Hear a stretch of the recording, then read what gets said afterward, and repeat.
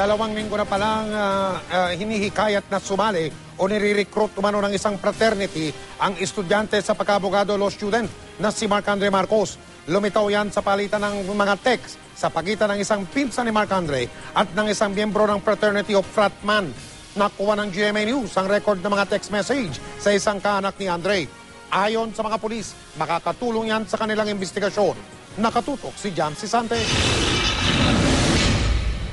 Nitong July 18, nang unang i-text ng isang miyembro ng Lex Leonum Fraternitas ang isang pinsan ng San Beda law student na si Mark Andre Marcos para i-recruit si Andre.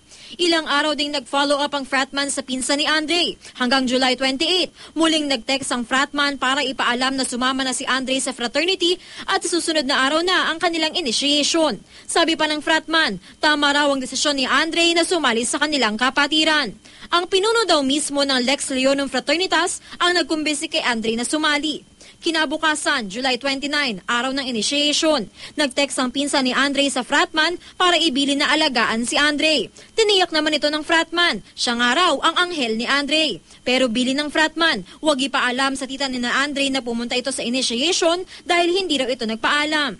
Bakas din ang pag-aalala ng pinsan ni Andre sa pagtatanong kung nasaan sila at kung magkakapasa raw ba ang kanyang pinsan. Sagot ng fratman, hindi niya masabi pero malamang daw.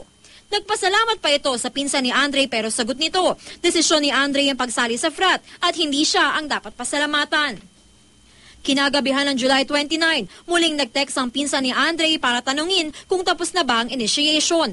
Ipinalating din ng pinsan ni Andre ang pag-aalala ng kanilang pamilya para kay Andre. Sumagot naman ng fratman na hindi pa pwedeng umuwi si Andre. Madaling araw na ng July 30, nag-text ang fratman at sinabing tapos na ang initiation at nagpapahinga na sila.